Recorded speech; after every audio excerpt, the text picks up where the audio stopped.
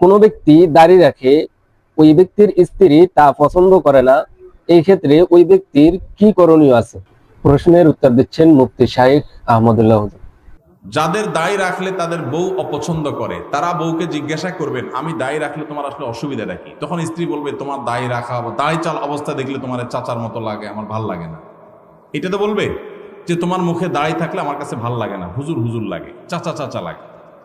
এটা যদি বউ বলে, তখন বউকে বলবেন, ঠিক আছে, তোমার ভালো লাগে না, এটার প্রতি শ্রদ্ধা রেখে আমি দাড়ি চেঁচে ফেলবো, শেভ করে ফেলবো।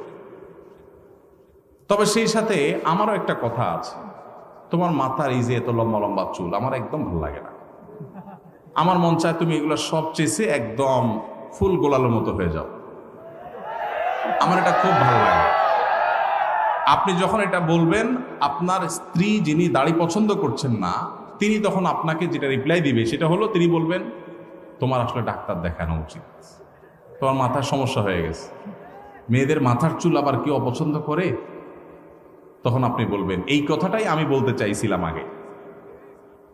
এই যে মাথায় সমস্যা হওয়ার কথা আপনি আমাকে বললেন না, এই কথাটাই আমি বলতে চাইছিলাম, মায়ের ভয়ে বলি নেই।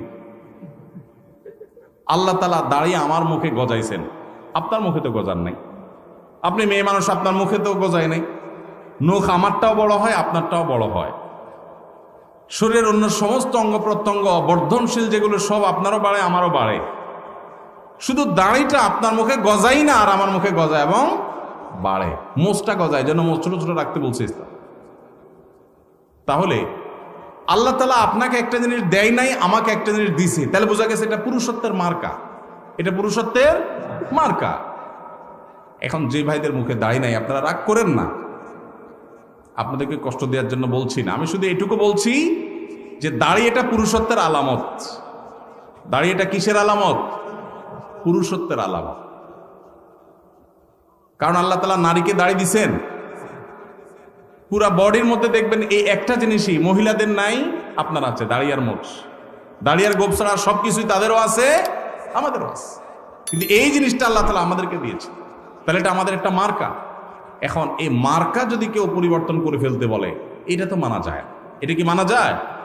কোনো মহিলার কাছে যদি পুরুষের দাড়ি ভালো না লাগে, তাহলে এইটা কি আসলে মহিলা নাকি হিজড়া?